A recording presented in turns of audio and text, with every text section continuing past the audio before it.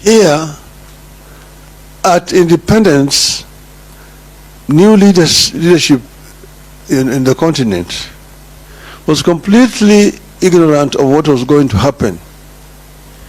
Immediately after independence in this country, there was rural-urban migration in the 60s. People were coming to the cities. But then the government at that time asked people to go back to land. There was an order by the head of state then that people go back to the land.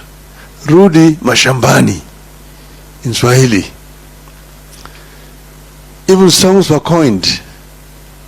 Mzee kasema rudi mashambani hakuna kazi. Mzee kasema rudi mashambani hakuna kazi.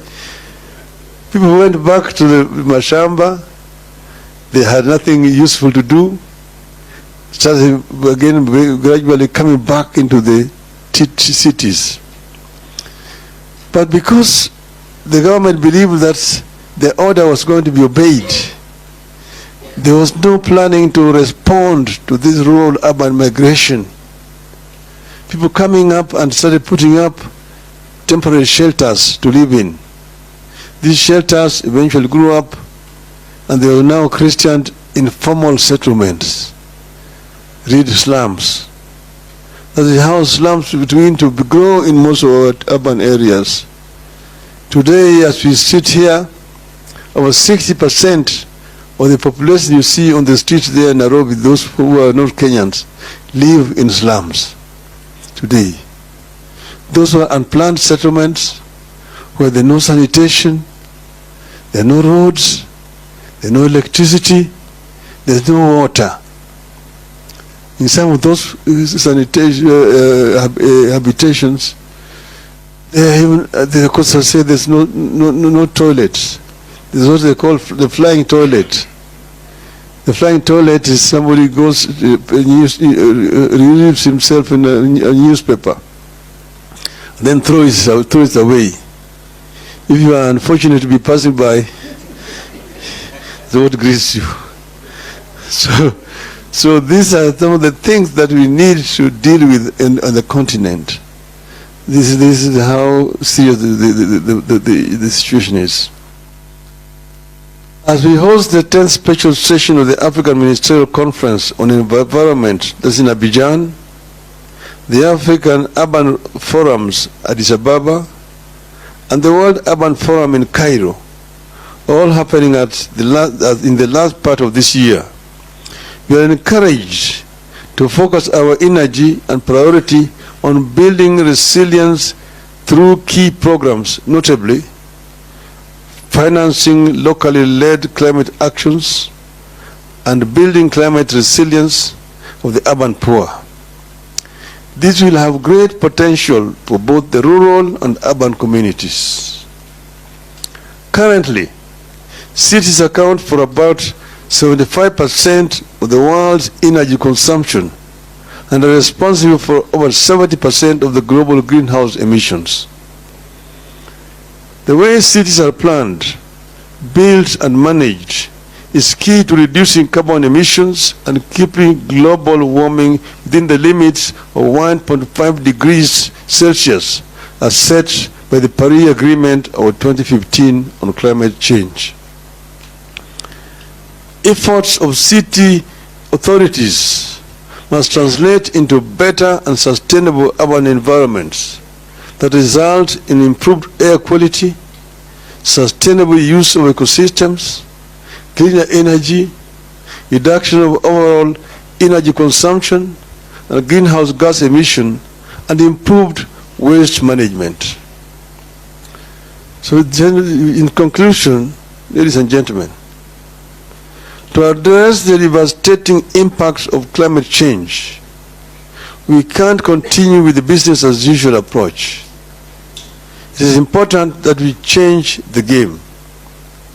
I strongly believe that AFDAN is the game changer. AFDAN therefore has a critical role in supporting the African Union Commission in its commitment to climate action.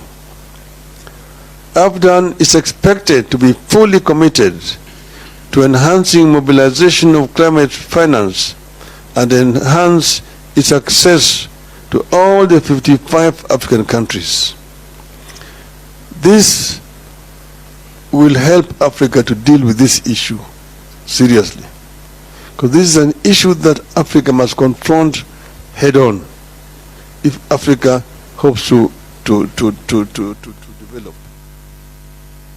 Africa is the richest continent on the planet Earth in as far as raw materials are concerned. Yet it's a paradox that the richest is also the poorest in as far as the living conditions of these people are concerned.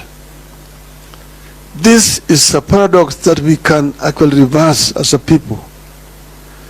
Yes, you can, the historical reasons to justify what is there today. But we cannot live in history forever. Other countries were also colonized, for example. But they have marched on. So it's time that Africa took its destiny in its own hands and worked as one unit. If we are going to negotiate for compensation, which is our right, because Africa, for example, has got also one of the biggest carbon sinks in the world, the second largest after Amazon, the Congo forest. So Africa needs to be compensated.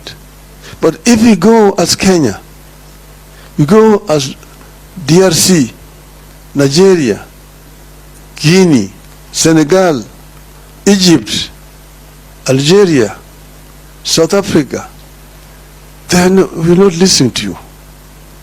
They keep on taking you round and round and round. I've told you because I've told you I've been to these international conferences, these COP conferences. The resolutions are being passed. You can talk until your voice is hoarse. But after that, people pack up and go. Heads of state jump or come in on jets, land and quick there to go and make speeches. Making speeches back on the jet and go back. They wait for the next other conference next year. So the people who are just doing those conferences, they move from one conference to another conference. Each year they take 2 months or 3 months camping in those conferences. But nothing concrete comes out of them. We must make sure that something concrete comes out of those conferences. The African Union can be the champion of this. African Union should be able to speak more effectively on behalf of the interests of Africa if the African government give it the power and the mandate to do so.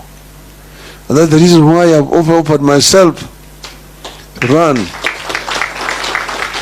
for the position of African Union chairmanship.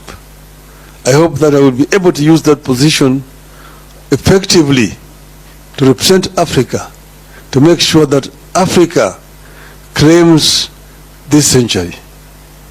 I finished by telling you the story I would tell of an African lion. African lion, there are several African lions. In the soccer, those of you who know soccer, the Cameroonians are called the indomitable lions. The ones of Senegal are called the lions of Teranga. The ones of Morocco are called the Atlas lions. So the lion is a very important animal in Africa. See, the king of the jungle. Now the African lion is challenging the Asian tiger. Tell the Asian tiger that you, Asian tiger, you've danced on the world stage alone now for too many decades. The European bear retreated to the poles, North Pole, long time ago. The American panda is also on the retreat. You have been there alone all this time. I myself have been here asleep in the Congo, the jungles of the Congo. But now I'm awake. I have the giant Congo forest, the mighty river Congo, the mighty Nile, the Niger, the Zambezi, the Limpopo, surrounded by peaks, the Kilimanjaro and Kenya to the east, the Atlas Mountains to the west.